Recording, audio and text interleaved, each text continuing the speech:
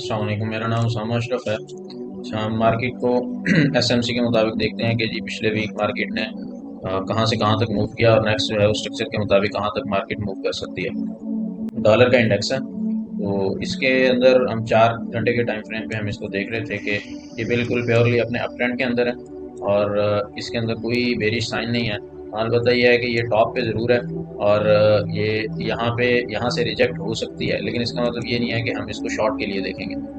Short के लिए इसने अभी तक कोई ऐसा कंफर्मेशन नहीं दी, कोई साइन नहीं बनाया। ये बाई के ट्रेंड के अंदर है, ब्रेक ऑफ स्ट्रक्चर ऊपर की तरफ कर दी जा रही है। हाँ, अलबत्ता ये है कि यहाँ पे अब टॉप पे पहुंच गई है, तो अब यहाँ पे इसको रिजेक्शन ज़रूर मिलेगी। इसीलिए यहाँ पे ये 2 मरतबा इसने ये जगह को स्वीप किया और यहाँ पे ऊपर इसने ब्रेक नहीं किया। तो ये अब उम्मीद है कि यहाँ पे इसका ये वाला हायर हाई ब्रेक होकर यहाँ पे एक दफ़ा दोबारा ब्रेक ऑफ स्ट्रक्चर हो जाएगा और फिर ये यहाँ से बड़े टाइम फ्रेम के मुताबिक जो है वो डाउन का मूव लेगी। छोटे टाइम के अंदर अगर हम इसको देखें तो इसने तकरीबन 1 घंटे और 15 मिनट के अंदर अपना यहाँ से पहली मरतबा लेने के बाद डाउन ट्रेंड बनाया और उसके बाद उसको ब्रेक करके दोबारा छोटे टाइम फ्रेम के अंदर ये बुलिश हो गई। यहाँ से इसने ये ऐसे मूव दिया और फिर यहाँ जाके इसने चेंज ऑफ कैरेक्टर करके दोबारा यहाँ से दोबारा ये कोई एरिया जहाँ से इसको दोबारा बाय के लिए देखा जा सकता है। यहाँ से हम इसको बाय के लिए देख सकते हैं। यहाँ पे इसने बाय के लिए साइन भी बनाया। ये जगह यहाँ से अगर हमें कुछ साइन मिलता है तो यहाँ से हम बाय करके इसको यहाँ तक के लिए देख सकते हैं। ये एक अच्छा रिस्क रिवार्ड के साथ हमारा टारगेट हो सकता है छोटे टाइम फ्रेम के मुताबिक। अगर बड़े टाइम फ्रेम के अंदर देखें तो उसके लिए ये ऑलरेडी अपने टॉप पे है, तो यहाँ से ना इसको बाय करना चाहिए और ना इसको सेल करना चाहिए। तो जहाँ तक यूरो की बात है तो ये उसके बिल्कुल अगेंस्ट ये बेरिश ट्रेंड के अंदर है। यहाँ तक हम इसको देख रहे थे कि यहाँ आए और यहाँ इसको ब्रेक करके अगर किसी लेवल तक आता है तो हम इसको यहाँ किसी भी जगह पे उसने अपना बाय का साइन नहीं बनाया। यहाँ पे एक छोटा सा साइन बनाया था पिछले वीक, उसका टारगेट उसने पूरा दिया और उसके बाद मार्केट दोबारा जो है वो डाउन ट्रेंड के अंदर आ गई। तो नीचे इसका बड़े टाइम फ्रेम के अंदर जो है वो चेंज ऑफ कैरेक्टर हो गया और नीचे वाले पीओआई तक ये स्टिल बेरिश है।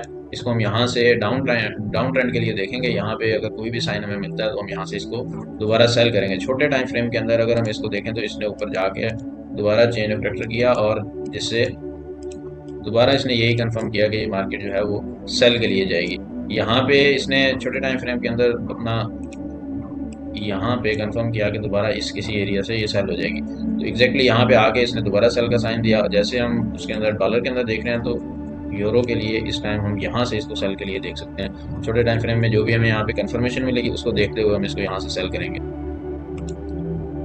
पाउंड की बात करते हैं तो पाउंड जो है वो उसने नीचे अपना लोअर लो ब्रेक कर दिया। अब वो यहाँ शिफ्ट हो गया और यहाँ पे एक दफ़ा दोबारा ब्रेक ऑफ स्ट्रक्चर हो गया। इसको अगर ये थोड़ा सा ऊपर अपने छोटे टाइम फ्रेम के अंदर 4 घंटे के अंदर 1 घंटे के अंदर अगर हमें यहाँ से कहीं से मिलता है तो हम इसको सेल के लिए देख सकते हैं। जीबीपी हमें यहाँ से सेल के लिए मिलेगा या इसके बाद इस एरिया को स्वीप कर ले तो भी हम इसको सेल के लिए देखेंगे। और बड़े टाइम फ्रेम के अंदर ये भी बेरिश है, इसका भी कोई साइन नहीं है बाय का, तो हम इसको भी बाय के लिए नहीं देखेंगे। ये जब तक इस एरिया तक ना पहुंच जाए, यहाँ तक जब तक नहीं पहुंचता तब तक हम इसको सेल के लिए देखेंगे।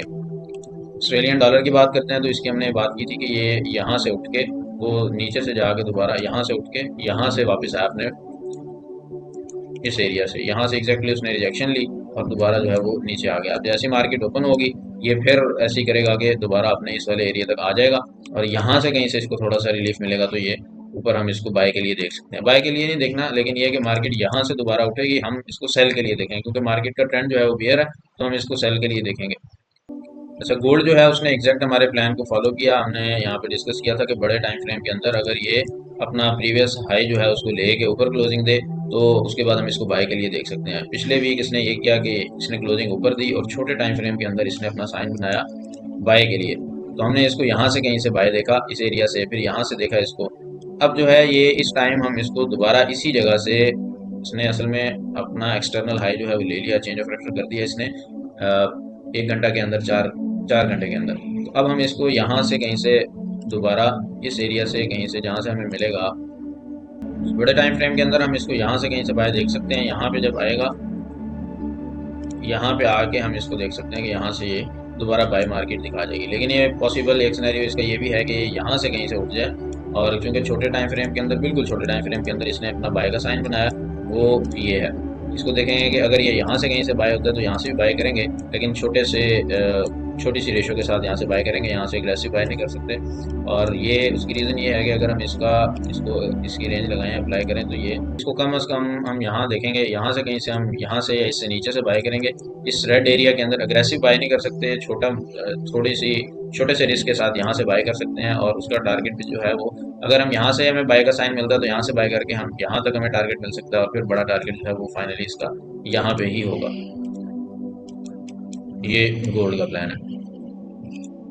जहाँ तक ऑयल की बात है, तो इसके बारे में बात की थी कि यहाँ तक अगर ये हमें मार्केट मिल जाए तो 8 घंटे के अंदर हमें यहाँ से इसका कोई एरिया मिलेगा जहाँ से मार्केट दोबारा उठ जाएगी। एग्जैक्टली मार्केट जो है वो इस एरिया से तो नहीं सेल हुई, लेकिन इसके ऊपर से सेल होके उठी सेम उसी एरिया से, यहाँ से ऊपर चली गई। लेकिन इसने छोटे टाइम फ्रेम के अंदर भी कोई ऐसा साइन नहीं बनाया कि जिसको देखते हुए इसको बाय किया जा सके। अग्रेसिव बाय अगर हम यहाँ से किसी ने की हो तो वो यहाँ से अच्छी उसने बाय दी है,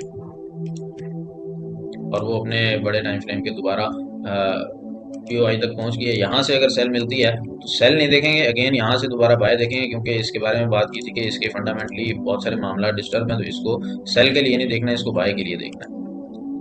जहाँ तक बीटीसी की बात करें तो बड़े टाइम फ्रेम के अंदर तो स्टिल इसका प्लान वही है जो पहले डिस्कस किया था, लेकिन छोटे टाइम फ्रेम के अंदर 4 घंटे के अंदर इसको कम अज कम भी 4 घंटे के अंदर देखना चाहिए, इससे नीचे नहीं इसको देखना चाहिए। तो उसके अंदर भी इसने मार्केट ने अपना डाउन ट्रेंड जो है वो दोबारा स्टेब्लिश कर लिया। यहाँ से ये आई है, ये इसका ट्रेंड है, ठीक है। अब ये अगर इससे नीचे जाती है तो फिर उम्मीद है कि ये अपना नीचे वाले एरियाज को जाके वो ले लेगी, सारी लिक्विडिटी लेगी, और दोबारा नीचे से हमें कोई अच्छा प्लान देगी बाय के लिए। अच्छा, न्यूज़ को देखें तो न्यूज़ के हिसाब से कोई बड़ी न्यूज़ तो नेक्स्ट वीक में नहीं है। 7 तारीख को नहीं है, 8 को भी नहीं है, और 9 तारीख को भी नहीं है। ये है एक और बीसी, लेकिन इसका बहुत ज़्यादा इम्पेक्ट नहीं है। 10 तारीख को ये जो न्यूज़ है ना, ये बहुत इंपॉर्टेंट है। यहाँ पे बहुत ज़्यादा और अच्छी वॉलेटिलिटी देखने को मिलेगी। 10 तारीख को बनता है जुमे के दिन, और उसके बाद फिर मार्केट क्लोज हो जाएगी। तो न्यूज़ के एतबार से हम देखें तो नेक्स्ट वीक हमें फ्राइडे को अच्छी वॉलेटिलिटी देखने को मिलेगी, वैसे मार्केट जो है वो नॉर्मल मूव करेगी।